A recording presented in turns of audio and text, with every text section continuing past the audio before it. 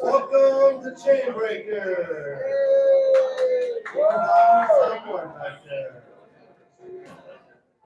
I'd like to start it off with a little word of prayer, and then we're going to sing a song called "The Blessing" tonight, fitting for what's going on this evening.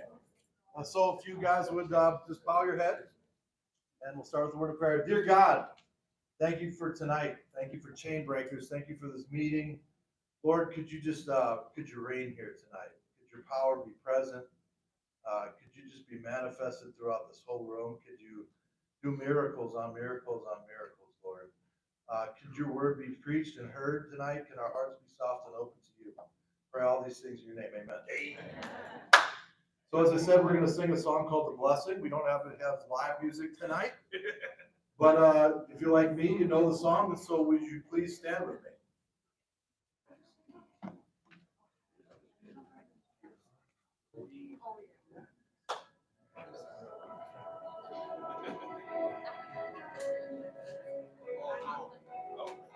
Oh, Brady. Oh, Brady. You didn't change your oil today, obviously. Just seeing if everybody's up. Nope. That's all now. Just watch the ad. Because we can't afford YouTube Red here. Well, you should maybe call the double ad and you can skip. Hey, guess what, Brady? 2 seconds. Hey, Brady. Call the 2. All right, there we go.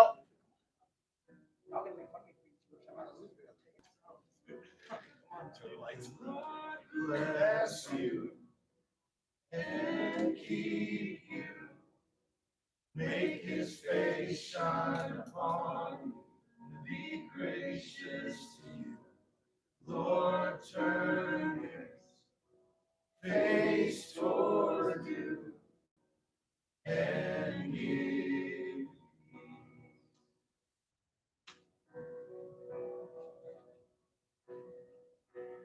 Amen.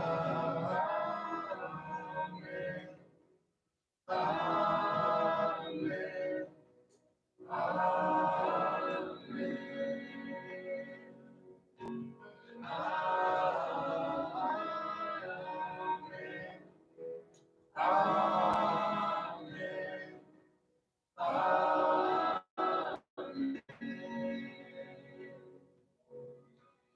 Lord bless you and keep you.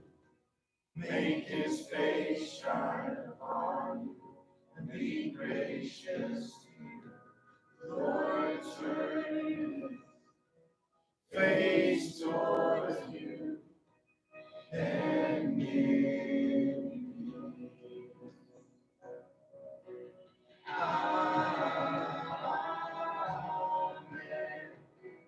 Amen. Amen.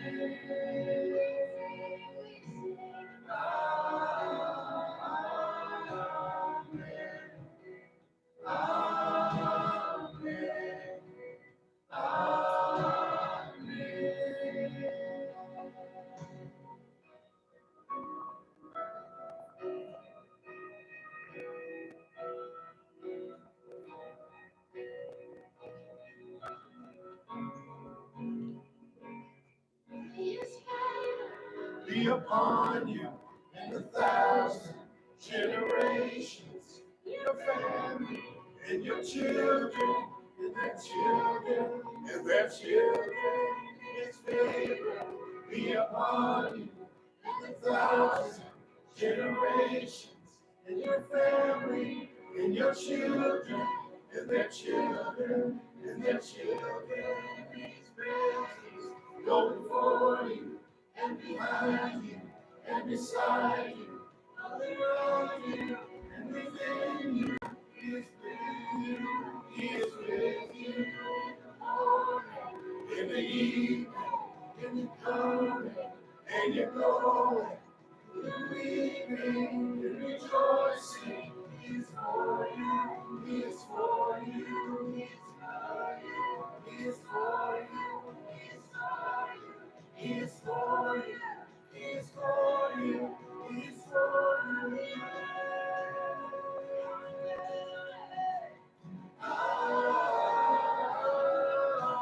Amen.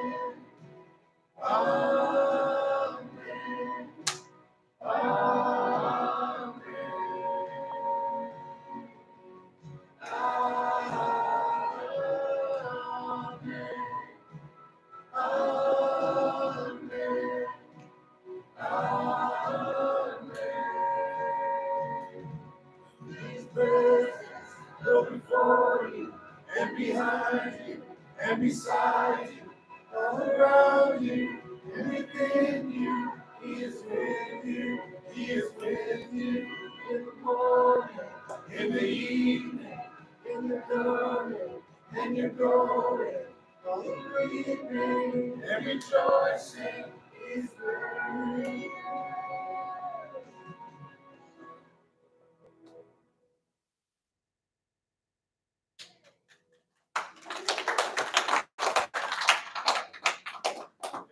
So in case you guys didn't know where you're at, you guys can have your seats.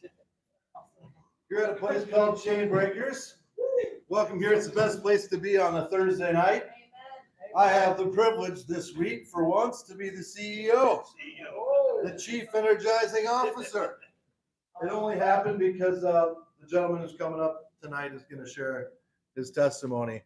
I just want to share a quick one of mine for you guys. What I'd ask you to do is participate a little bit. You could close your eyes just for a second. And you could draw back to where you used to be and start thinking about where God's brought you rather than how far you've yet to go. Too often we get caught up where we're at and the problems that we're embodied with, and we're not taking into account the muck that Jesus pulled you already out of. We have problems, but we can overcome them, right? So open your eyes. I'm going to tell you a story of my own that's very fresh.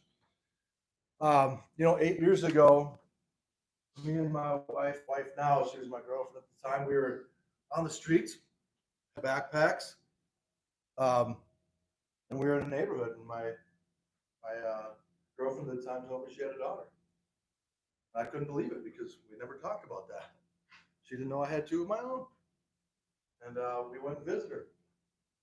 And, obviously it wasn't the greatest interaction because... Sorry. Okay. I'll hit it. Because we were homeless and in addiction and probably had all kinds of things going on. I can't tell you for sure what was going on. I can tell you is it was a short encounter, but it was a real one. Now, fast forward 8 years later, you couldn't possibly convince me ever of where I am right now. That I'd have a house, that I'd have a car, that I'd be a good option for a little lady like that to have residence in my home with. And she's here tonight, so that's even more special. She moved in yesterday. But I'm telling you, God's brought us a long ways. We went through some pictures even of my 2-year-old son. You guys have probably seen him run around named Louis. And if you look at pictures, they're funny when you can go back to birth and remembering the birth and all the stuff that he's even gone through in his 2.5 years to be here today. And it just I've been 43 years. And it brought up a lot of memories to think that, man, I should not be here. I should not have the goodness of God over me to be a good option for someone else, because trust me, I wasn't before. But to go from homeless to being able to provide for someone else is just a privilege. And let me just say another thing. If anybody has an expectation for themselves, or they carry expectancy towards God, or you should, but expectancy towards others, it doesn't work out as well. Matter of fact, you find a lot of disappointment. If you come with a humility of, I don't deserve, everything becomes a blessing. Everything becomes a blessing. Even some of the hardship that comes, like I'm happy to have the problems I have today, because I can think about my problems 8 years ago. They were quite different. You know what I'm saying? And I think many of you in this room can relate. I know that some of the testimony be brought up tonight is that we don't get to choose where we come from. We talked about heritage last week, if you guys were here. And, that doesn't have to be what holds us back. We can push forward in that. One of the verses I love, and my wife has it highlighted in her Bible, is Joel 2:25. It says, "Then I will make up to you for the years that the swarm has eaten, the creeping locust has eaten, and the stripping locust and gnawing locust, my great army which I send among you. You will have plenty to eat and be satisfied, and praise the name of the Lord your God, who has dealt wondrously with you. And then my people will never be put to shame." So I just want to remind you, we serve a great God. He can do great big things. Like I was sharing earlier with my guys, I said I couldn't even pray this because my disbelief. I was happy to have her visit, but the fact that she can even move in is just a blessing. It's an amazing miracle. So I just want to encourage you guys that it could happen for you too with a bunch of different things in your life. If you have strange things with your kids or anything like that, you're not alone. I fought the battle even with my own 2 kids, 10 years away from them and been back in their lives. But hey, I'm really glad you're here tonight. This is a great place to be. There's great people here. Right. And so I hope you stick around after, and I hope that these testimonies just absolutely pierce your heart. With that, I'll pass it on.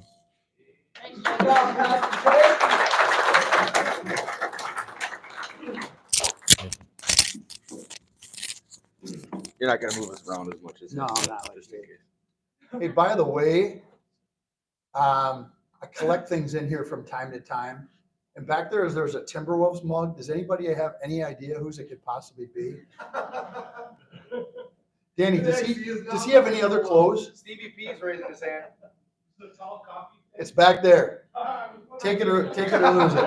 Or Jake's gonna grab it. There's also some hats back there somebody donated, so help yourself to the hats back there. Bibles, Chainbreaker cards, some Donnie Foster books. So help yourself back there. Technically, you're supposed to pay for the Donnie Foster books because we did, but if you can't afford it, let me know. Otherwise, they're 1 for $15, 2 for $25. Some announcements tonight. Just a reminder, 6:15, we have fellowship time. And you better get here quick because the pie was like gone tonight. And Ray's not even here. And it was gone quick. Got in trouble. Ray got in trouble? He got in trouble. He's on punishment for eating 15 cookies. For real. That's for real. But want to thank Missy and Gabe for bringing our dessert tonight. And Barb, raise your hand. Barb's heading up desserts. So if you're able to bring something, just go see Barb, or she'll see. If you see her coming toward you, you'll know what's up. But no, Barb, thanks for doing that. And Abby, thanks for all your time. And the newlyweds are here tonight. Woo! Chainbreaker, welcome as the official couple. Very cool. But Abby, thanks for all your time that you helped with that as well. So 6:15 fellowship hour. As you know, we have themes we're going to be speaking on for the for July and August, and just I won't get into August yet because we're still a ways away. But I have all the August speakers lined up on all various types of subjects that will interest some people. And the goal is you look at this and you go, oh, this reminds me of my neighbor or coworker. So, for instance, tonight Brady's going to be talking about breaking the generational curse. And then Pastor Brad's going to do a little teaching on that tonight. But now next week is finding hope in the cancer battle. So it doesn't have to just be cancer. It could be serious illness. But, there's a world out there that's sick and they're hurting and they're scared. And we don't need to be. And so we're going to be encouraging people that are in illness. And actually the guy that Pastor Chuck's going to teach next week, and Pastor Chuck lost his wife to cancer. And you're going to see the joy through Pastor Chuck, even in losing his wife, which is a very difficult thing. So I won't get too far ahead, but that's next week. So be thinking about that. There is a card on the back that looks like this. So if you want to grab one of those, you'll kind of know what's coming up. And then we'll have the August cards printed out soon. So, but yeah, good to see some of you guys haven't seen in a while. Scotty, good to see you back there, baby. I saw a few others. Sarah's whole family back there. So they brought everybody. Good to see you guys. And Tom, good to have your nephew back here. And yeah, good. We're looking forward to a good night tonight. And some of Brady's other friends too. So Antoine and his daughter. So yeah, good to see you guys here tonight, all the way from Forest Lake. So thanks for making the drive and supporting Brady.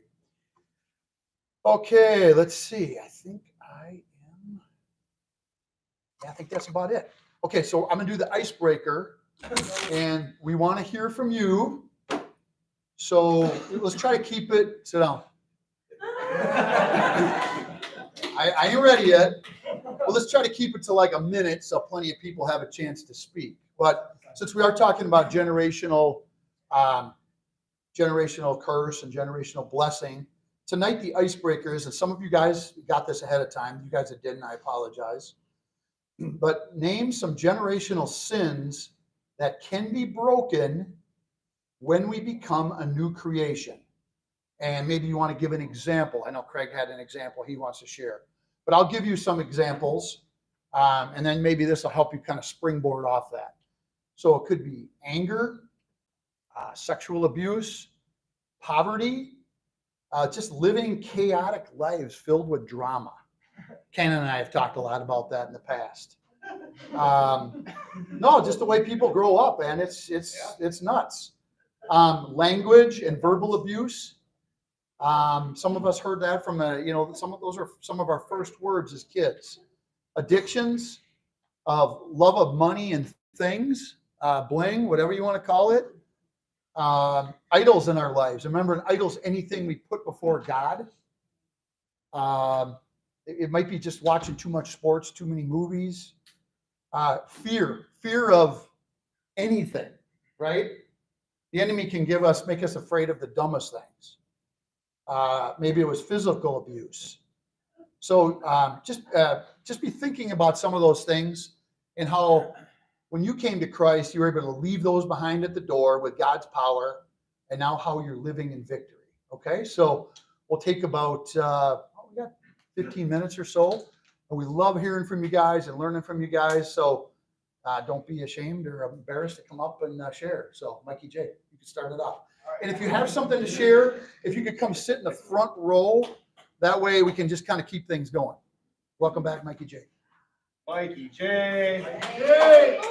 Hey everyone. Okay, so my mentor. Okay, starting the timer right now. All right. So my mentor would tell me to not talk about it, but to be about it. So I'm just, this is my house. I'm a Jew, but actually no longer. I'm now a real Christian. Period. I'm not a Jewish Christian. I'm not a Messianic Jew. Like, I am a real Christian. Amen. So what does a real Christian do? He goes to the seminary. So that's my goal. Yeah. So I just wanted to tell everyone that that's my goal. I don't even know what that looks like yet, but that's so. Anyways, my family, my grandpa was a doctor at North Memorial, OBGYN. Like any women that are, like, you probably got a baby delivered by my grandpa Howard Levine. Yeah, that was him. But he was absolutely in the world. Everyone loved him, but he treated my family like. And so what happened? My father, everyone in the world knows my father, loves him, treats us like. So what did I do? Right. Yeah, same thing. I'm not proud of that, but that's the truth. And so, okay, so I made a rap song called Fatherhood because I got a phone call from this girl on a block number that said, hey, guess what? Is this Mr. Levine? I said, yes. She's like, you're never going to see your son. I hope that feels good. Click. It's like 2 years ago. I've never said that to anyone like this. And so on time, right, Jake? Yep. Wow. I can't believe you said that because I was thinking about saying that, you know? And so all I just want to say is I want to break the generational curse of like my grandpa, me being bipolar. And I want to be a father, and I can't even be a father because I don't even know who my kid is. Man.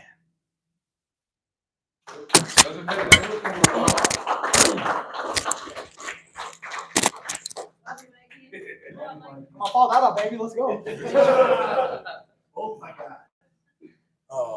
Hey guys. Nice to see Antonio, man. Thank you. Thank you.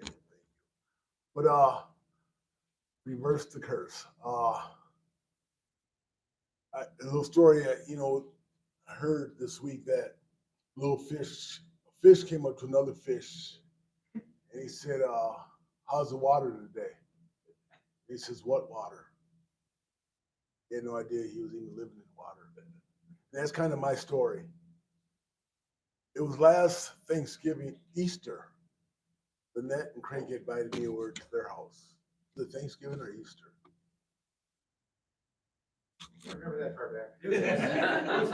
Easter. I was at their house, and we had a really, really nice time. And their grandkids came over, and she was laughing at me because I said something. But it was just a really peaceful, great time. I felt that I had to go see my family that day too. And I went to go see my family.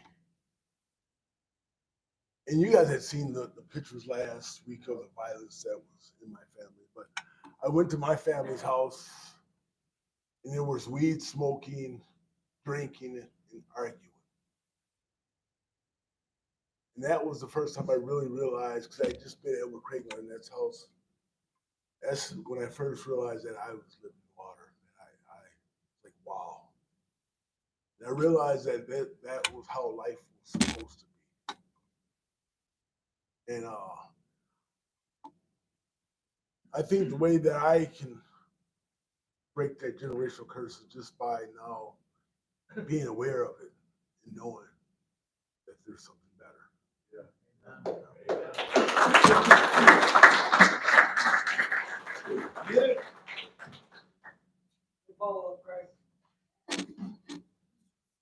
I guess I have to think back to 1938. You weren't alive. I was not alive. You weren't alive. My father got saved. He wanted to be a baseball player. He says we drank, we looked forward to going to the bar and everything, and that was the biggest thing in his life. But he met my mother. My mother was a Christian, invited him to come to church. They went to Bethesda Free Church, 1938. They got married. I was born the next year. My dad told me when I was really young, I can't remember, I may have been 4, 5 years old, he'd take me to missions down in Washington Avenue. And he'd tell me, he says, that used to be like me. He said, I used to have to puke because I would get drunk and so forth. He says, Vic, if you never take the first drink, you will never have the problem I have. And as I look back on that, that was the big thing that made a big thing in my life. I can look at my kids. We had 4 of them. Cynthia well now. and my great son-in-law, Don, proud of him. But you can see what happens if God leads you and you go on and just continue to share with others what God means to you and how you can save them from getting caught into things that are out there. So I'm really proud of what God has done in my life. It's not an easy road. I have the same temptations as everybody else. But at the age of 5, I gave my life to Jesus Christ because I didn't want to go to hell. I wanted to go to heaven. We can teach that to everybody that we know. I would say at least 75% of everybody we see every single day has no idea what Jesus is. We've got a chain breaker card that I use a lot. Some of you have done the same thing. As a matter of fact, sometimes I find somebody that says, yeah, somebody else gave me one of these. So we need to pass them out and just share what Jesus Christ can do for them.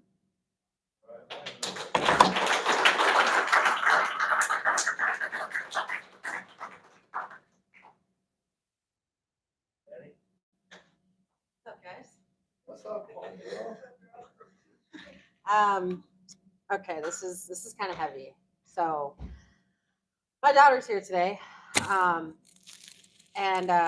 Man, talk about generational curses, that this is the icebreaker. This is just a trip. So my biological mom, you guys know some of my testimony. She was a crack fiend, right? And so she gave me over to the system at a really young age, you know, and she just kind of fell back by the wayside and just said, like, I hope you don't turn out like me, and just kind of like let the cards fall where they lie, right? When I had Kylie, I was super young, just like my mom was, and nobody told me what postpartum depression was. And so when I had it and I didn't know what it was, I thought something was wrong with me. I thought I was broken. I thought I was just, you know, like something was wrong with me. And there was. And I didn't know that it was a medical, like, real thing. And so anyway, I kind of did the same thing, was like, you know what? Like, I hope you don't turn out like me, you know, and peace out. So I like left her for like the majority of her life. And like, I wasn't sure how God was going to like bring us back together. And like, honestly, it's been like such an internal like struggle for me, because it's like a blessing that I have that I like really don't feel like I deserve. And like, I'm just like super grateful that like I get a chance to do this, because like this world is so effed up right now, and it's just getting worse and worse and worse. And it's like I get a chance to like shelter my baby girl from the evils of the world out there. And I know that when she lays down at night, she's safe. You know what I'm saying? And like that's just a blessing that you know has come up for me, that I'm just really glad I get to break that, because if she has a child one day, she's gonna know that, you know what, my mom came back around for me. It's never too late. Jesus is the way, the truth, and the life, and this is how it goes. So, amen. Thank you.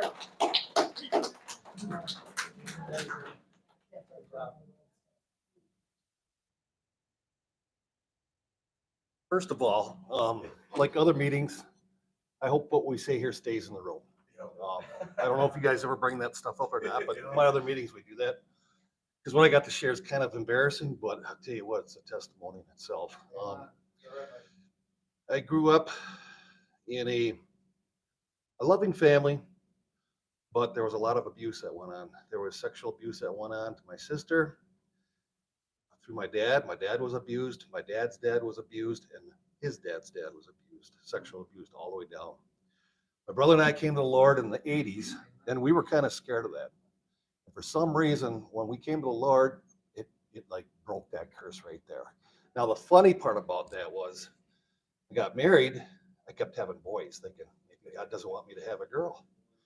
So I had 5 boys, and finally in 2003 got my girl.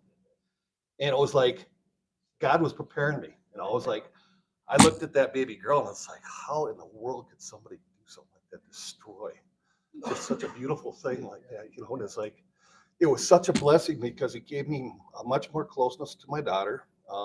And my wife trusted me, which was really good. But my brother and I used to talk about it all the time, because he raised a couple girls too, and it's like we broke that curse in Jesus' name. You know, so.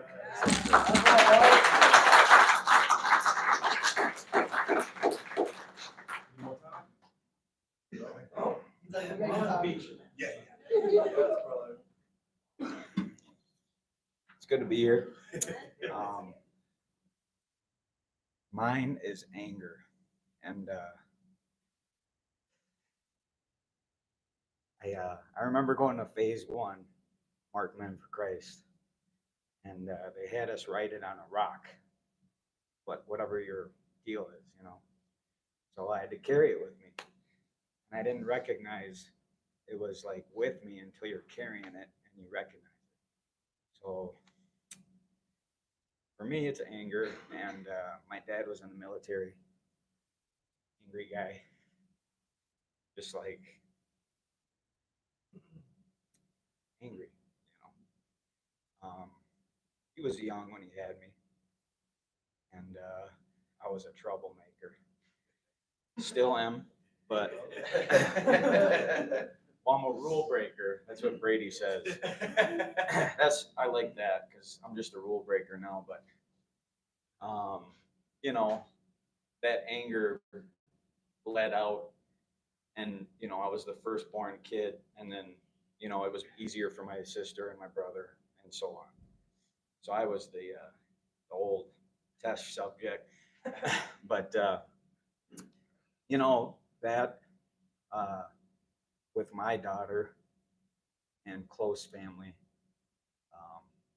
I get angry, and you know, if I'm trying to like express my love with frustration, it can come out as anger, and then that causes some separation and some distance, you know. So I'm trying to break that, and I think I'm doing it.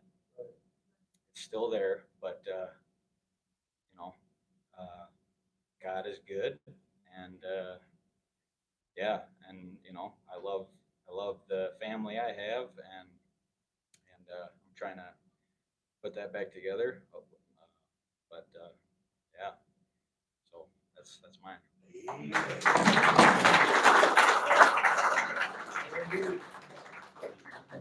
Mine was I think I was around 6, 7 years old. Got a hold to Playboy magazines way back when those things was kind of floating around a lot of the dads' homes. And from that moment, when I first looked at that Playboy magazine, 6, 7 years old, I was off and running. I used to sneak in the bathroom with those books and look at them. And trust me, it affected the way I thought about women. I grew up in a house full of women with no men, all kids out of wedlock. And so anyway, I was probably sexually active by 13. Now, I'm embarrassed to say how many women I've been with before I got saved, but I got saved July 2020. Over 30 years of looking at porn, women lost count. When I was born again, the Lord freed me from sexual addiction. I never touched one woman since I've been saved, never looked at one porn image since I've been saved, July 2020. And the reason why I say that is because there's no excuse. When you're born again, you get the Holy Spirit, and now he gives you the power to do that. Marriage is honorable and all. In the bed, undefiled. But whoremongers and adulterers, God will judge. The curse that was broke, one of the curses in my family and me, is sex outside of marriage. God doesn't like it. And so I thank the Lord for that. I'm a born again virgin since July 2020.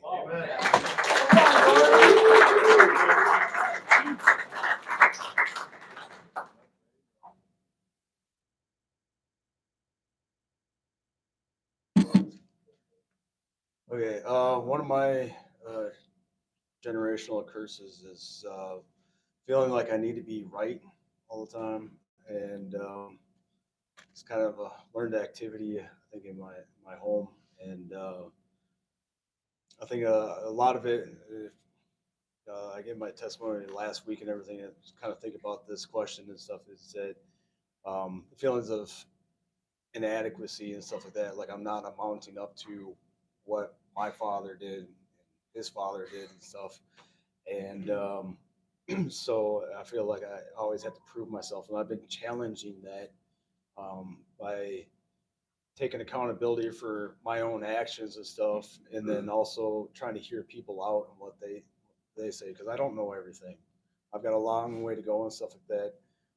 But even like some of the struggles I have with within my own family and everything, I'm trying to be more accepting to what their input is on the situation or whatever it may be at that time and stuff, and just hearing them out, because it's, again, I don't know everything, and it's one of those things that like I get into prayer about when something comes up, and this helps situations and stuff.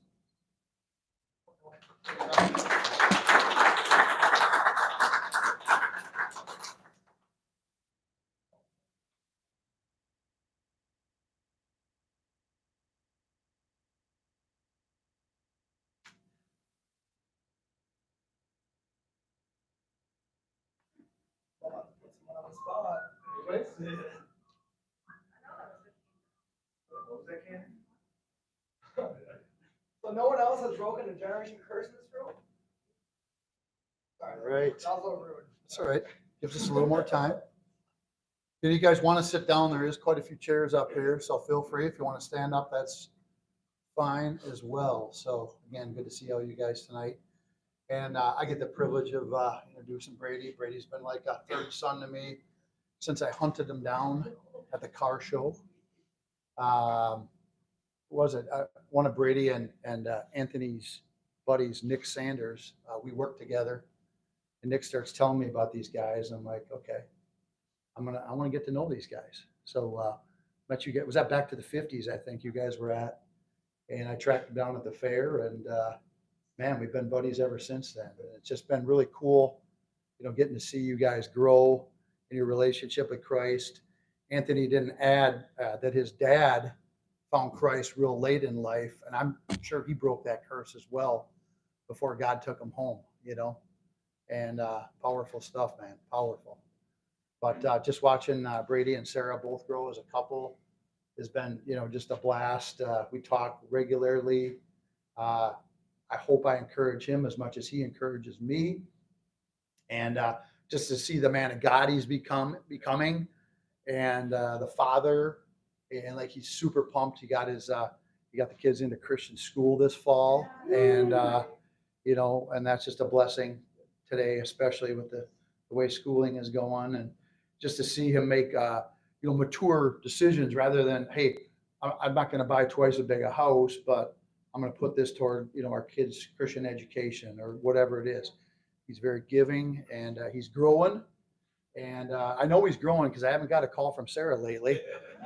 So we had a few ride-alongs way back in the day, but those are good memories too. So and we're all learning and growing. So let's give Brady Pask a big Chainbreaker welcome.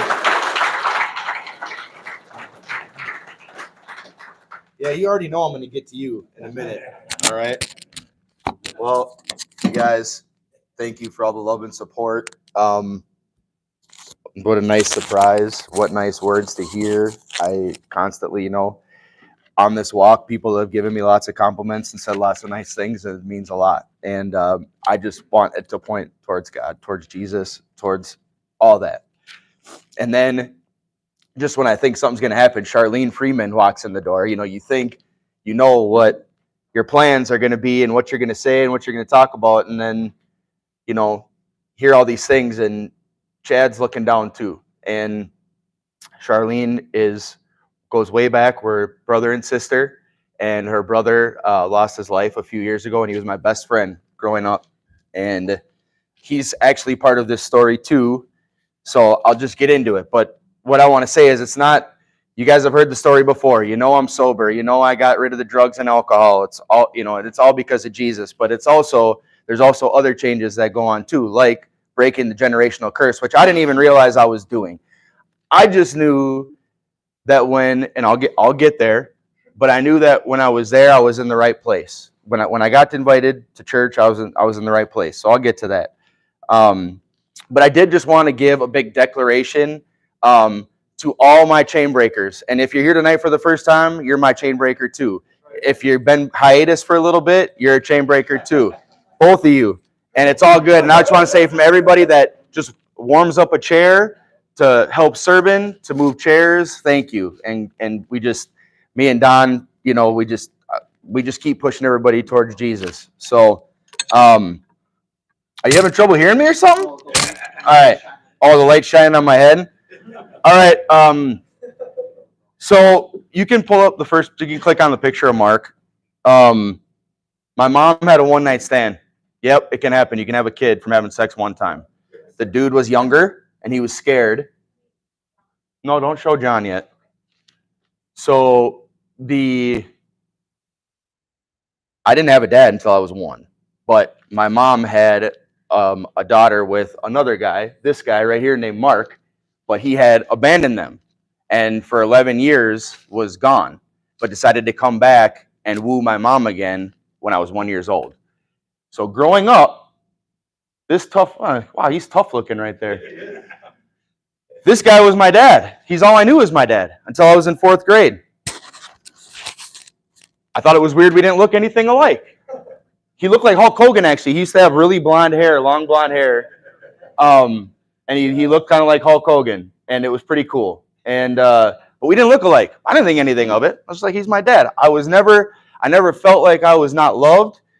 I was taught right from wrong, how not to lie, but we, in our nature, we like to get it in ourselves, right? So when I was in 4th grade, I come home and my mom and my sister are crying because they decided to, you know, my mom's talked with my 11, 10-year-old sisters. Should we have this baby? Should we have him? Should we bring him into this world? As the 10-year-old. Well, they decided to have me, right?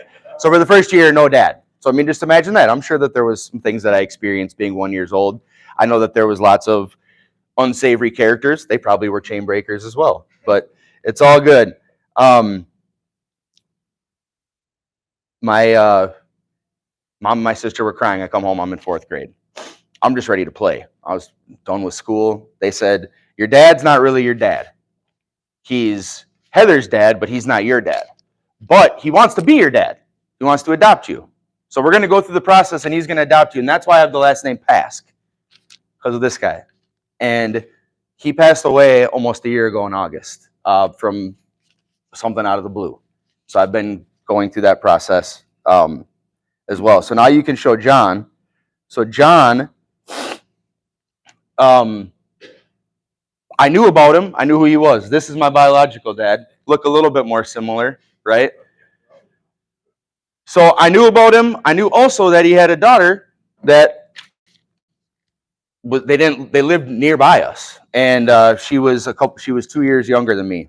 And you know, like I said, I never felt lost or unloved, but later on my parents got divorced. Well, then my dad, Mark, he was more of a friend to me than he was a dad.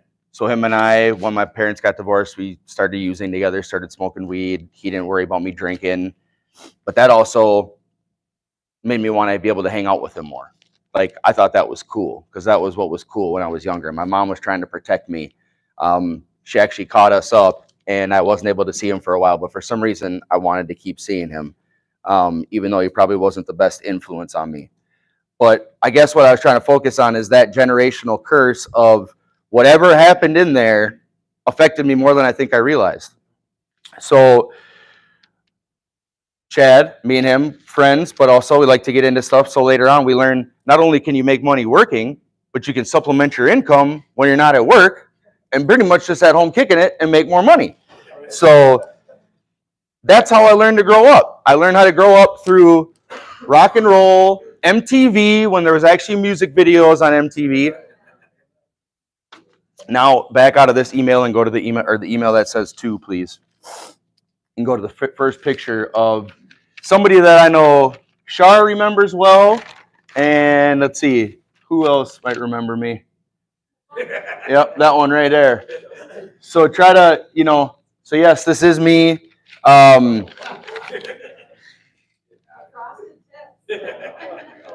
mean, yeah, I mean, right, who is he? I mean, you know, but I thought I was cool.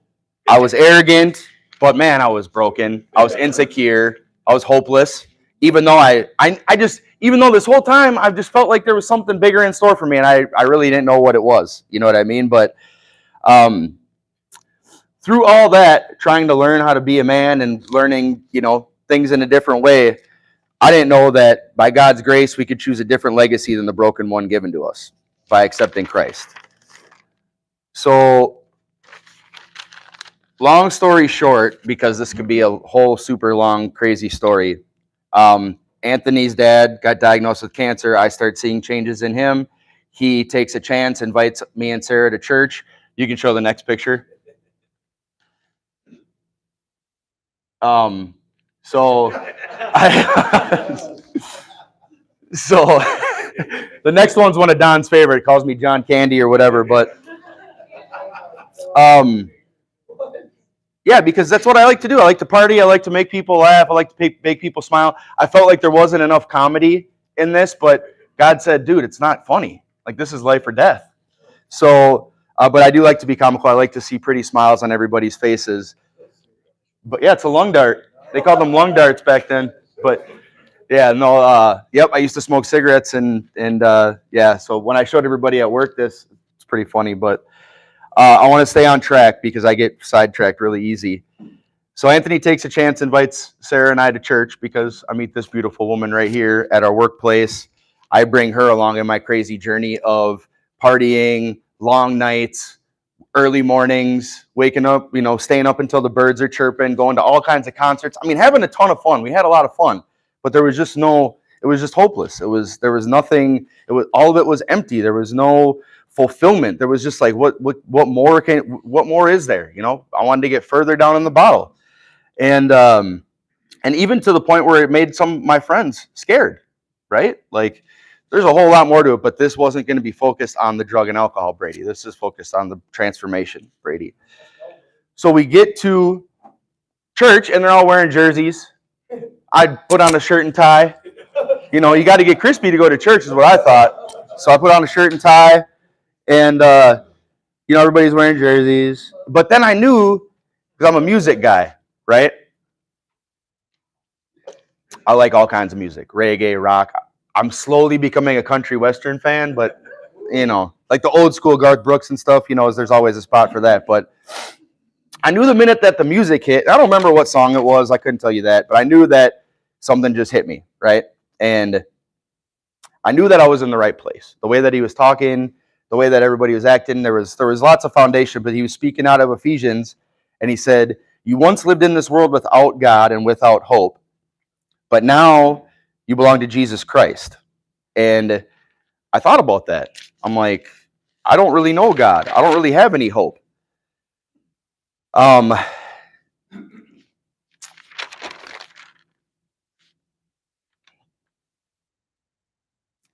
He started telling a story about a guy that goes to the church that is a director of WeFest, the country music thing. And this guy was going to get the pastor backstage to an Eric Church concert. He doesn't like the drinking songs, but he likes the regular songs. And the guy's name's Tomcat. So anyways, long story short, he's trying to get in, but he can't get a hold of the Tomcat guy. The lady at the deal won't let him in. And she's like, I don't care who you are. I'm not letting you in just because you say you know this guy, right? And so Tomcat shows up and ends up letting him in, and later on in the story. But what I realized and what I took from that story is you need access to get into certain places. And Jesus, what he has in store for you is access to a backstage kind of life that you might not even know about. But we need Jesus to access that backstage kind of life. So I thought that was kind of cool how he put that into perspective, because the lady wasn't letting him through the gate, as she rightly shouldn't, because you let the wrong crazy fan back there, and then it's all, you all know what breaks loose. So if you're in this room tonight, you've been chosen for that access to that special backstage kind of life. And he started saying things like, I'm chosen. He started saying things like, I'm loved, like a lavish kind of love, like beyond, the way that he described it, I can't right now. Like if I wrote it down word for word, I could try. But also but you're forgiven. He also said you're forgiven in whatever you've done. Mike's up here talking about killing a baby. I've had an abortion and I've struggled with it. But guess what? I was different back then. Because that day I accepted Jesus as my Savior, whether I knew it or not. Right? Like I didn't even know what I was doing because she came with me, and I'm so blessed to have you, baby. Really, it's important that you have been with me since the beginning of this, no matter what. I mean, I know I'm crazy to live with on a daily basis, but I'm so grateful for you. I am. I screw up all the time on the daily, whether she calls down or not. And so we're sitting there, and I'm just like, dude, this is what I've been missing my whole stinking life. And I didn't even know what I was doing. I just knew that next week I wanted to go. I couldn't wait for next Sunday.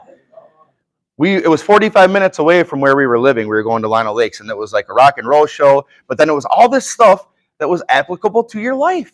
Just how you do life. Not the way that you were taught. Not the next party, the next smoke, the next drink, whatever it is, the next woman, right?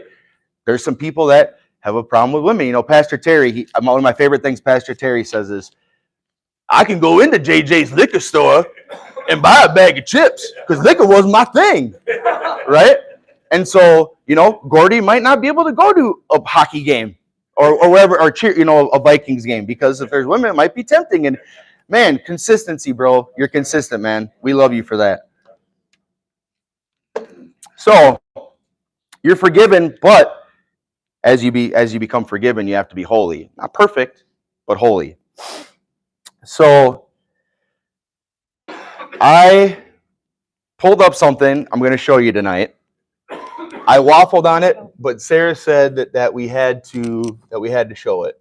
Yeah. So I'm going to show you for the first time ever the little puppy dog story. No, it's not going to be a drunk video of me. No, don't get too excited. So he did the sermon, but then he did it again. He basically repeated the sermon, but I knew because it was that good. And so he describes the story. Just have a listen. I don't even, just let God do the work. So I prayed that would begin. But then I said these words to her. I said, look, in order for you to feel God's choosing and feel God's forgiveness, you have to live like it every day. You have to leave your old life of sin. You have to start living every day a holy life before Him, because here's the truth. If we just keep on sinning, we won't feel. We won't feel chosen. We won't feel complete in Christ. And so to feel forgiven and valued and loved, you got to live like it. Live a life of obedience and holiness.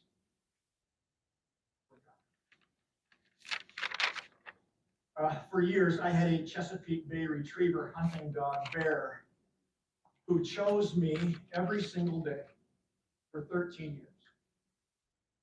Every day I walked through the door after work, she was the first one to greet me. Every time I left the home, she kind of whined and watched me leave. She slept right next to me beside our bed. And she danced with joy every time I walked through our door. My wife never danced. For joy. My kids were like, that's home. But every single day for 13 years, my dog chose me. Didn't matter how badly I messed up. Didn't matter what kind of mood I was in. Every time I walked through our door, it was kind of comical. She would bound toward me, slide across the wood floor, banging into the kitchen table, and then she'd do figure eights inside and outside my bed. Pure joy. I was home. 5 years ago, on the same morning that I fulfilled a lifelong dream to harvest a Dall sheep in Alaska, that same morning, Bear laid down in one of her favorite places beside the kitchen table, and she never got up. I called my wife on a sat phone from Alaska. I was all excited to tell her about the day, and Lori didn't want to tell me. But our two kids said, Mom, you got to tell Dad. You got to tell him on the phone. When I heard her say the words, Bob, I'm so sorry, this morning Bear laid down and died, I almost lost it. I don't cry very often, but I sat there on a stump in the middle of nowhere last week. And I just cried. Our vet, Dave Howe, who attends this church, came over. He was so caring. My wife, who was home alone, he said, I'll keep Bear for you and for Bob until he gets home so he can bury her. I grabbed a red-eye flight from Alaska, and on that early morning, Thursday morning, when I arrived home, I'll never forget it, I opened the door from our garage to our kitchen.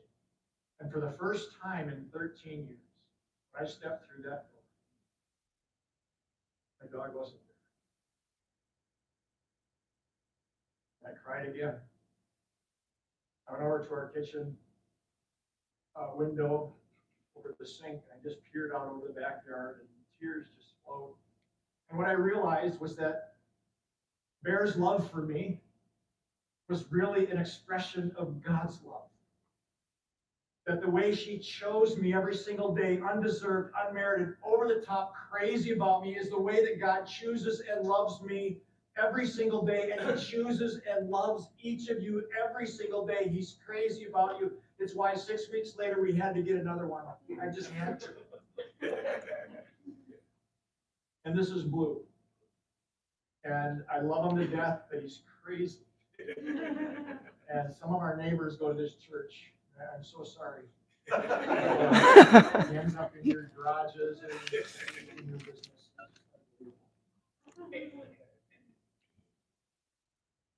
God knew. I needed a tangible expression of his love. On you. One final time. In Christ, you are chosen. You are not what others think of you.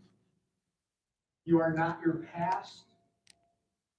You are not your failures. God has chosen you. God values you. God loves you with a lavishing kind of love. He can't help himself. It's his nature. God extends his forgiveness to you. To have forgiveness,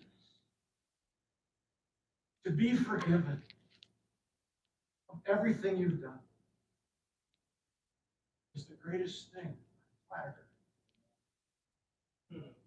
You have God's forgiveness. I want to end today is just to pray for all of our.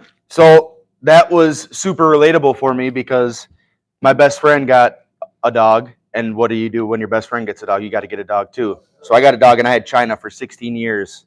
And for 16 years, same thing. She chose me no matter what. I got put in the hospital, got cold clocked downtown. She was at the crib for 24 hours. I came home. She was just happy to see me. Like, dude, about time. I got to go outside. And then a few months after we hear this message, Sarah's dog that came, she had a dog, I had a dog. We came into a relationship, as the Brady Bunch, but with dogs. And her dog got hit by a truck like 3-4 months after this message. And I'm like, so it's just been this process of like just being aware, being receptive, and pursuing. Like we've just been pursuing, whether we know it or not, whether we want to it or not. We just keep trying to go. God knows where your heart is. And although the Bible describes the consequences of sin passing from generation to generation, one of its central messages is that God's grace and power are more than enough to redirect the generational trajectories. So it can be hope. Where's Mikey J with the bipolar? Tim T with the 10 chains. Just kidding. Good to see you. I see you back there, buddy. You're good. But that's it. Like he can do it. And when I also have another scripture written down because I'm starting to get to the good stuff. And don't worry, Brad. Don told me I had like 45 minutes. So I knew that God was all over this when I got in my car yesterday, and I listened to Chip Ingram, and I've kind of been doing some other things, but I still listen to him. But I turned him on for the first time in like a week. He has Exodus 20 written down, except he had something different. So what I had written down was Exodus 20 verse 5. I lay the sins of the parents upon their children. The entire family's affected, even the children in the third and fourth generations of those who reject me. But I lavish unfailing love for 1,000 generations on those who love me and obey my commands. The version he said, though, kind of hit me a little bit harder. And it said, I lay the sins of the parents upon their children. The entire family is affected, even to the third and fourth generations of those who hate me. So, and now, Brad, don't get too excited. I'm not the theologian you are. Sir, I appreciate how smart you are. Sometimes I got to bring it down, but because I don't even know what I'm saying there. But I know that I don't like hearing that I hated God before I knew him, because that's the truth. So, me and Sarah pursuing Jesus. We meet a guy who you hear from. I meet my buddy down the street, and he says, "Yeah, my boss, he wants to take you out for dinner." This guy named Don Weld, and I was like, "Yeah, I suppose. You know, it sounds pretty cool." Well, Don tried. We all tried to get together, but we makes a way. And you know, you meet someone. Everybody in here knows Don, right? But I know that Don's number one job is also to point people to Jesus, no matter what opportunity he gets, right? He's a plumber by trade. And so that's where he started off, in people's houses. Got them in their houses, got to fix their faucets. And you can't leave until you do. That's the advantage I had. Your car doesn't get done. Your car doesn't get done, you know. That was another thing I forgot to add, too. God gave me a gift. He had my mom push me in the right direction to go to school to become a mechanic. I know nothing about cars, but I knew I knew how to change a tire, and I knew how to change oil. And it has propelled me into some blood, sweat, and tears, but also a lot of joy and satisfaction, and being able to provide for my family like I never thought I could. But as I meet a guy like Don, I'm like, there's no way this dude is he's got to do something funny. He's got to do some kind of funny business. So I pursued to try to pick Don apart. And one thing I found is, in this pursuit where you become aware of something that's better in life, right? Because chain breakers, you've been walking the same old road for miles and miles, and you've been hearing the same old voice, and then you've been searching for the light of day in the dead of night. And all these things, the things that you run from, you just can't hide, because no matter what, it's always there. And so I'm like, I'm trying to find something, and he invites me out. But what I find out on this walk is, does it honor God or does it not honor God, right? Like, what are you going to do? You get invited to go here to a Hairball concert, for instance. Love Hairball. It's fun, but there's a lot of nonsense going on there. If nobody knows what Hairball is, they're an 80s tribute band, and they're amazing. They dress up the part. They put the snake around their neck for Alice Cooper. No more Mr. Nice Guy. It's wild, right? Hairball concert, so you get invited to a Bible study, right? Hairball concert, Bible study. Oof. Tough choice Friday night, right? Yeah, I know. But I found that the more I said yes to the things that brought me towards God, the more I felt fulfilled and purpose. It's impossible to explain unless you explain. I know a lot of people here knows what it is. It's supernatural. It's unexplainable. You just keep moving, and it gives you different gifts that you can use, right? Everybody else is like, man, you're just really good with people, I guess, because sometimes people think I'm a jerk, but it's all good. I have to be in my profession. I have to be sometimes. I try not to be. But we'd get invited to Don's Thanksgiving, and it'd be me and Sarah, Crazy Jeff, and all of Don's family. I'm like, I think this is like a family thing, right? But I see what he was doing now, just trying to model, that families can be, not everybody has to be drinking, not everybody has to be smoking, not everybody has to be cussing, which is mainly what I was brought in, because as I was in that period of growing up, my mom, when my dad divorced, she was free. So what'd she do? She went to the bar with her homegirls and was and that was okay. She was doing her thing, and we got to party when she left. So, but I think that influenced me, that lifestyle was attractive. But Don's been this story lately, and we get invited to, the cabin. And, it's all good, man. We go up there, and we're chilling, and everybody's so nice and friendly and nice to us. But I'm like, again, we're the only people that ain't family. I'm like, Sarah, what's going on here? We rain in on family time? And they're all being super cool. Well, again, what I realize is if me and Sarah, so he's trying to model that for us, I think. But again, we're sitting at the table, right? This is I don't remember how many days it was. I don't really remember, but he's going around the table, and it's, this nice family, nobody's drinking, nobody's swearing at each other, nobody's talking smack behind the back. And he just asked what you're thankful for. And I was thankful right in that moment that I got to see something different than what I was used to seeing, you know? And again, I'm still like, dude, there's no way this dude. And sometimes it'd be like, Don, dude, is it really Jesus all the time? Is it that's what it's got to be? Yeah, that's what it's got to be.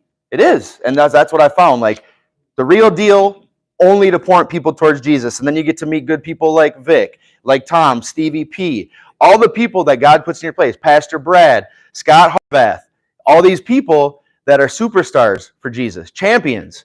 And the more you gravitate and shift, but you still got to hang out with the other folks. I mean, there's nothing wrong with them, nothing wrong. I mean, look at Jesus. He hung out with all the disgruntled employees. You know what I'm saying? All right. I'm almost there, Don. I think I got 3 minutes.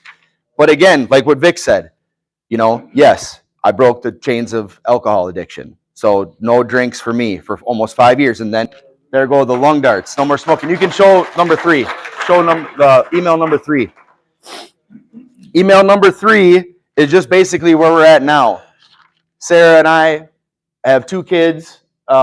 Well, here, show this one. This is my favorite. I got to show you the BC. This is when we started going to church. This is at church.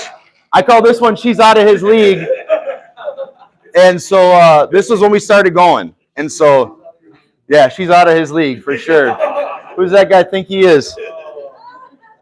So, God just pushed us towards marriage, trying to do marriage the right way, even though we were dysfunctional. The pastor didn't want us to have sex, and so we honored that.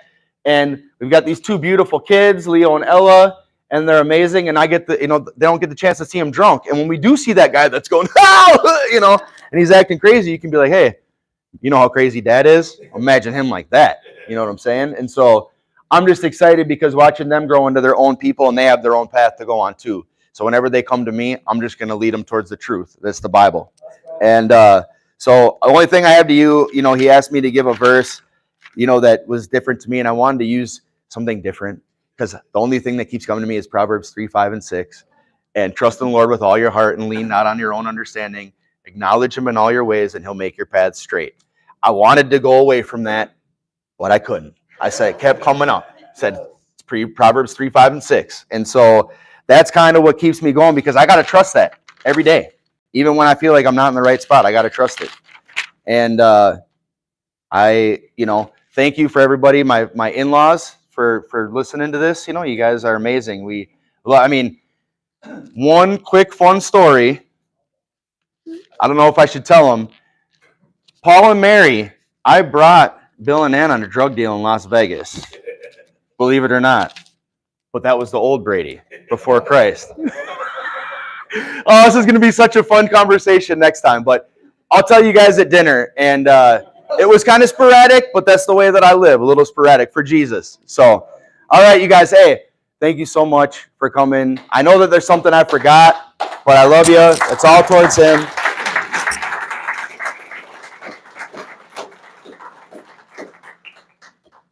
Good job, Brady. Brady, thanks for the kind words. And it's not me.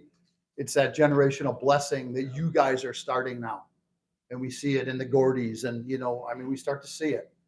And in and of ourselves, we're not good people.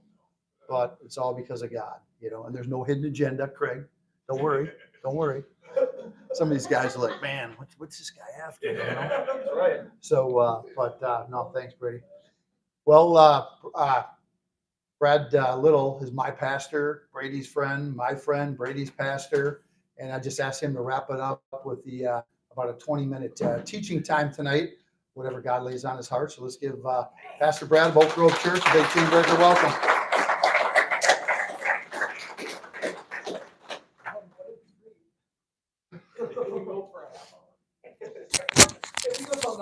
I know you don't move around too much, but Yeah, 20 minutes. I don't know if that'll work, but anyway. Am I using this or am I using both or what? Oh, am I? Okay. Well, I don't know if you need a message after all that. I mean, that was perfectly sufficient. And hearing Bob up there, it was, it'll work. But let me just mention a couple of things. I know this whole idea of generational curse obviously flows out of the Old Testament.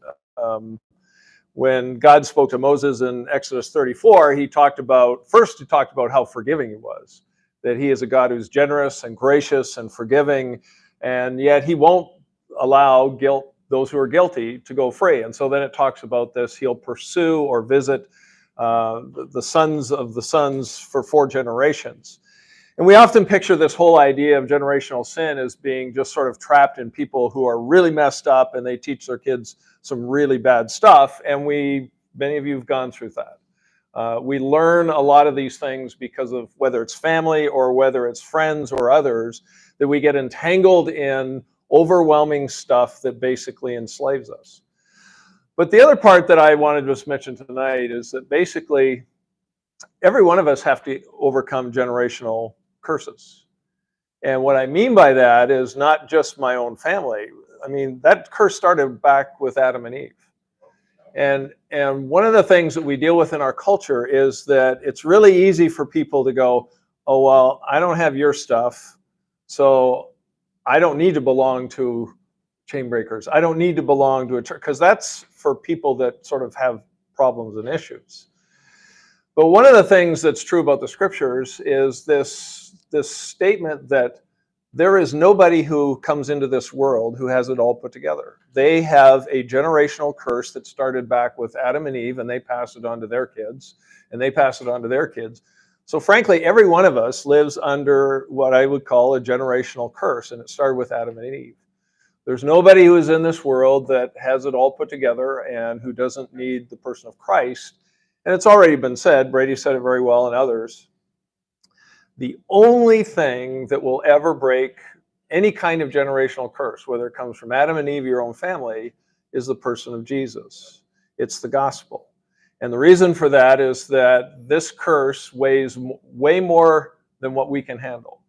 The danger is people get into the mode where they try to manage and control these things in their life rather than allowing the power of Jesus to eliminate the sources that cause those things.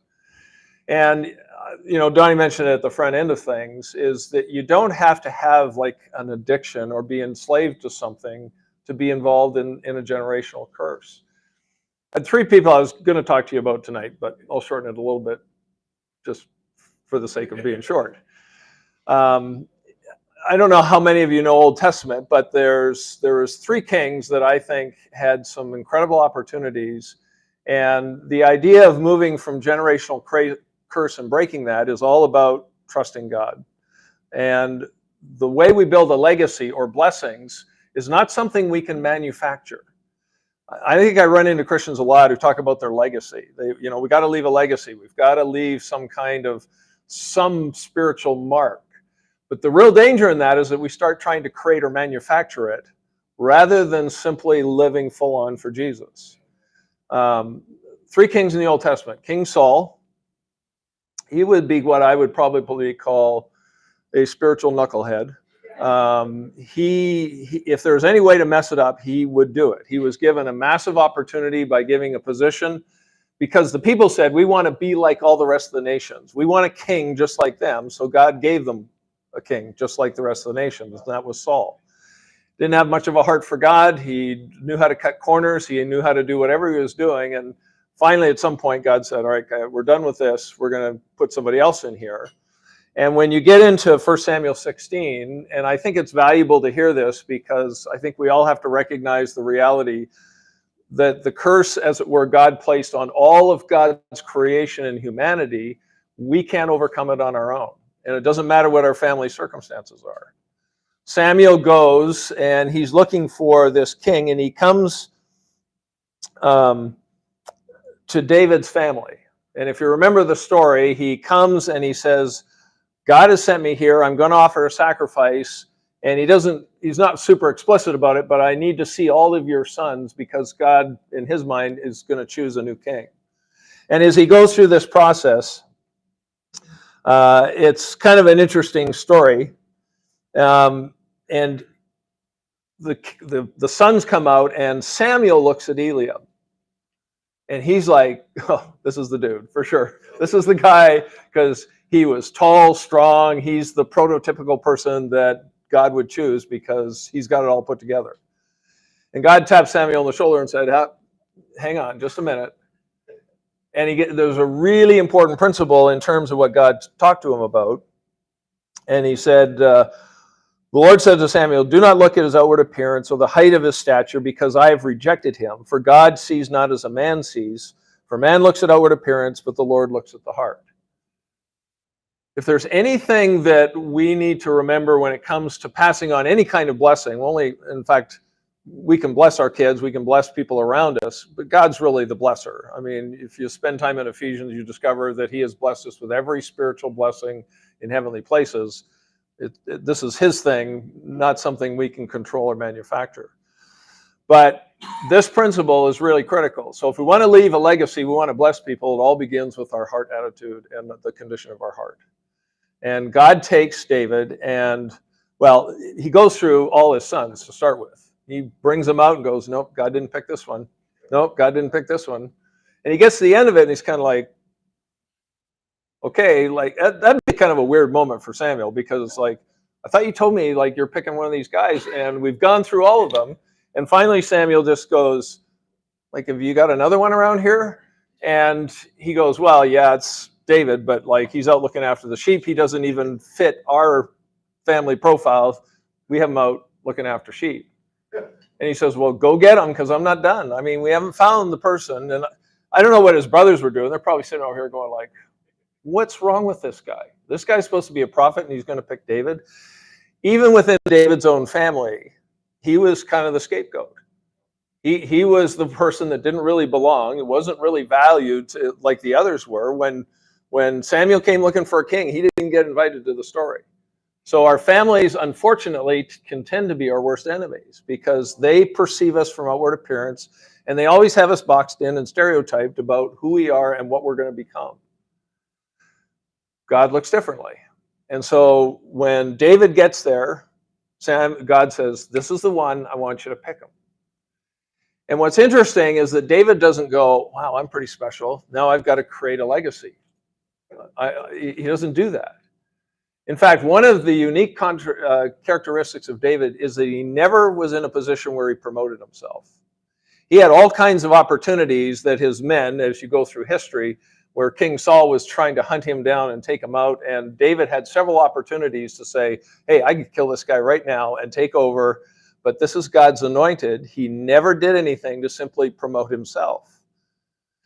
And one of the things you'll discover about David that's really interesting is that if there's anybody in the Old Testament that left a blessing that affected generations of people, it was simply because he was totally committed to follow hard after God and live for him and live with that kind of integrity. I had a number of verses, but let me simply quote a couple of them here. And it's really interesting how this plans out, because every king that followed David, God often compared him to who David was. So let me just read a couple of them. I'm breaking into the middle of these, but 1 Kings 14, go tell Jeroboam, thus says the Lord God of Israel, because I exalted you from among the people and made you leader over my people Israel, and tore the kingdom away from the house of David and gave it to you, and yet you have not been like my servant David, who kept my commandments and followed me with all his heart, doing only that which was right in my eyes. So David's descendants messed it up. God had to take it away from him, gave it to Jeroboam, and this is after Solomon pulled off some stunts. And yet God still says, but you're still not like my servant David. And you'll discover this through the Old Testament, is that many of the kings are often compared to David. And even Solomon, his own son. You talk about leaving a spiritual blessing or a heritage or whatever, and there's times that it says some remarkable things about how David impacted even his own son. 1 Kings 9. God says to Solomon, as for you, if you will walk before me as David your father walked. I hate being compared to people, but the idea is God's holding him up, because if you imitate his faith, if you walk with like he did, he has a living proof example that it can be done. If you follow in his footsteps, I know you're different, but if you follow his heart and his integrity and his righteousness, then he says, and keeping my statutes and my rules, then I will establish your royal throne over Israel forever, as I promised David your father. There's a huge blessing for those who will simply commit to putting their whole heart before the Lord and living for him, regardless of what other people say or do. It doesn't matter whether it's your family, it doesn't matter whether it's your best friend. I know some dogs that aren't quite as friendly as his, and they, it doesn't matter what the dog says either. But it's a challenging, because at one point, there's no way that David can guarantee a generational blessing. Because even Solomon struggled. In fact, when you get to 1 Kings 11, when Solomon was old, his wives turned away his heart after other gods. Shows how important a legacy a wife can leave, or a mother can leave, and they can make their men stronger or weaker, because they can make them a better man, better godly man, because of their influence. And this shows in Solomon's life. And his heart was not wholly true to the Lord his God, as was the heart of David his father. It comes back again. Here's the model. David didn't go out saying, hey, I'm going to create a legacy for myself so that on my epitaph they're going to say, here's a man who had a whole heart for God. He just did it every single day. He just got up and said, my whole purpose in life is driven by following Jesus. He didn't do many miracles. He wasn't perfect. I mean, we haven't got time to go through some of the struggles he went through, but he's still even described by God that the general posture of his life is that he had a whole heart for God, and he kept to it. And you have to choose to value that. There's a lot of clutter, a lot of distractions in life, and you just got to decide, is this what I'm going to value more than everything else, and I'm going to pursue it. And it goes on, but I think what's remarkable is that David becomes the example that God measures so many of the other kings, and even Solomon himself, as saying, hey, here's the example. If you really want to understand a person who's got a whole heart for God, look at David. And I think in the process is that all we can do as far as generational blessing is all we can do is make sure that we're doing everything we can. We can't guarantee what our kids will do. Can't guarantee what their kids will do. All we can do is guarantee to make sure, not that we don't make mistakes but that we have a whole heart for God every single day. And that becomes the key to what you might call generational blessing. What's so important, and I go back to my original point, is that everybody's under a generational curse. It started with Adam and Eve. It get passed on. I've got a friend of mine I've been talking with, and I won't get into it because it's way too complicated, but he made a comment that he said, I believe that when I was born, I was perfect. God created me perfect, and so the way I am now is I'm okay this way. I'm perfect because this is the way God created me. And I explained to him, I said, well, we haven't got into this discussion. We may actually have it tonight. But the issue is, because every person is created in the image of God, every single person has value. But it doesn't mean any of us are good. That's kind of one of the big deceptions of the world we live in, is that people think they're basically good, and every single person is under a generational curse, starting with Adam and Eve. The only solution to that is the person of Jesus. Right. And so I talk about it as getting a spiritual virus. Adam and Eve, when they sinned, infected all of humanity with a spiritual virus. Trojan horse, whatever you want to call it. It affects our files, it affects our programming, it corrupts things, it shuts things down, it doesn't operate properly. I get bug fixes for my phone all the time. Oh, there's my buddy there. Should I answer? See what he wants to talk about? I'll have to do it later. I get bug fixes, and sometimes we think if we just get some bug fixes, then we'll be okay. But the problem is the spiritual virus in all of us has corrupted not only our files, but our programming. And so we're never going to be acceptable to God. We're not good enough. We will never stand before God and hand him a resume and saying, I deserve to be in heaven because I've done enough. It just isn't going to happen. And so what's remarkable about it is that I don't have to try to manufacture the blessing. I just have to keep living in the blessing that Christ is in me. And that's where I want to leave it with you in terms of where you're living. And his strength is sufficient enough. If we try to manage our stuff, we're going to fail.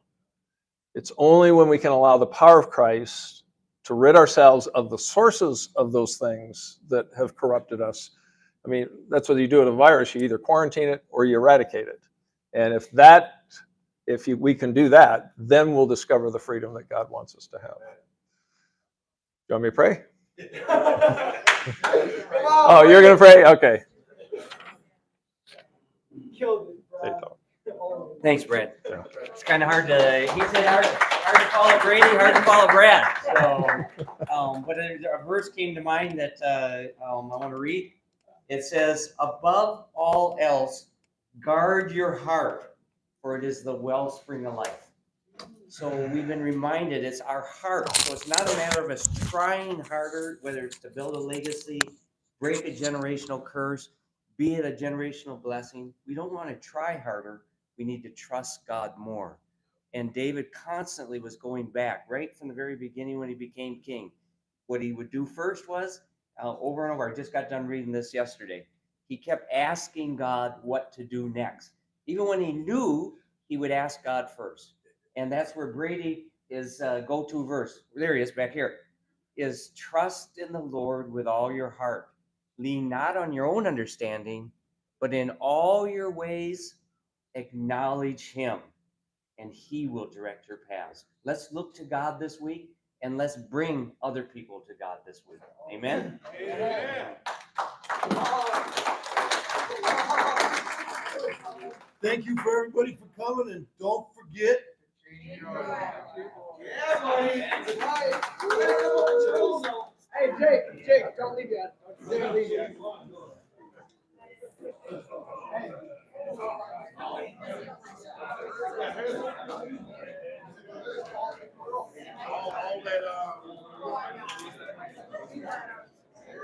Still doing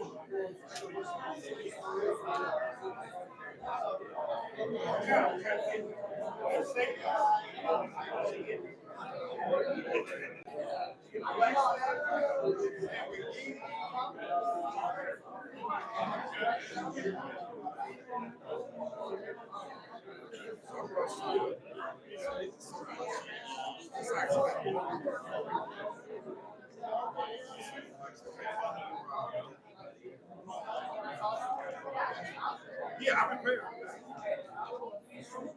These are some of the other church.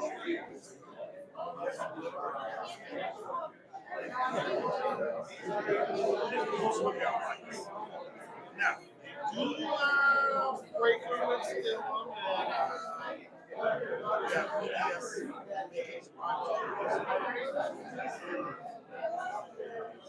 I've been doing that 3 years. I know all the kids. I know all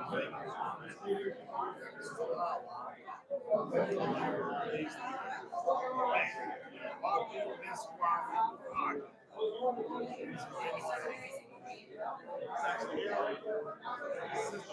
grandparents. Yeah. So, get bikes. Thank you, guys.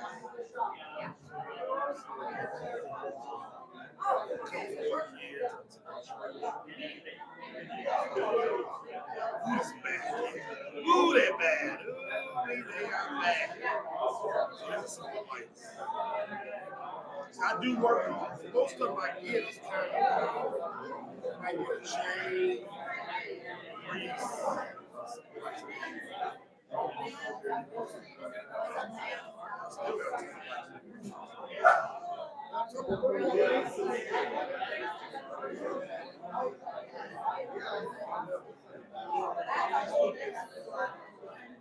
So you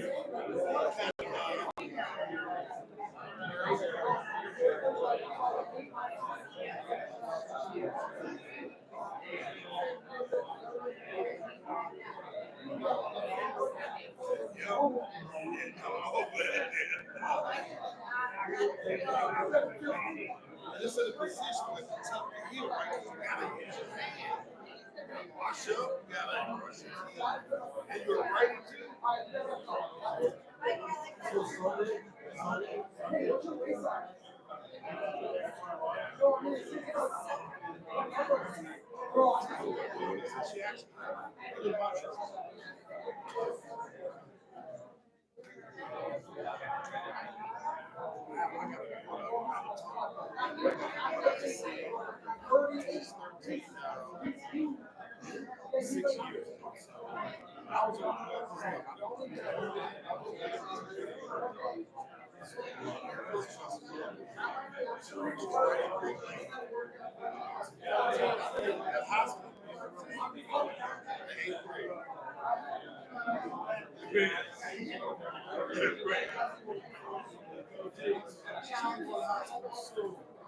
When I first got saved, I said, Lord, I'm gonna try, you know what I'm saying? Back then, Johnson. Last 3 years,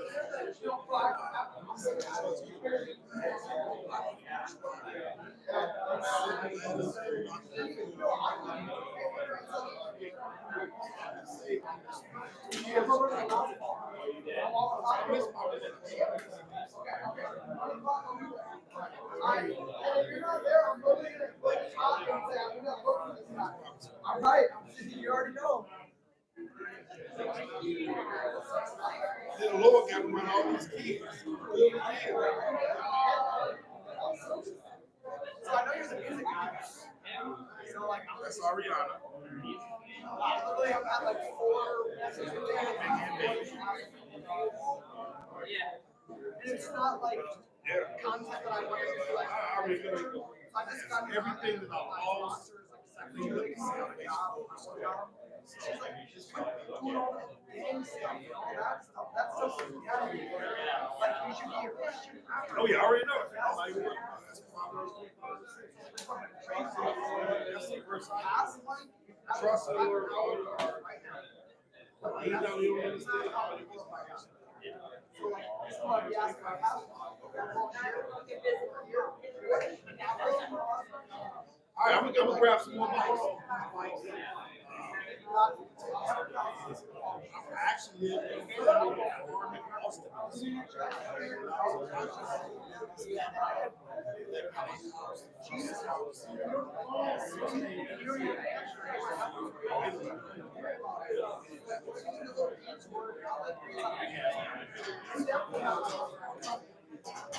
Yeah, I know. I think No, but they're not 50, probably over 30 years. I mean, 40 years because they oldest kid. Yeah, they're married. I'm going out to the farm.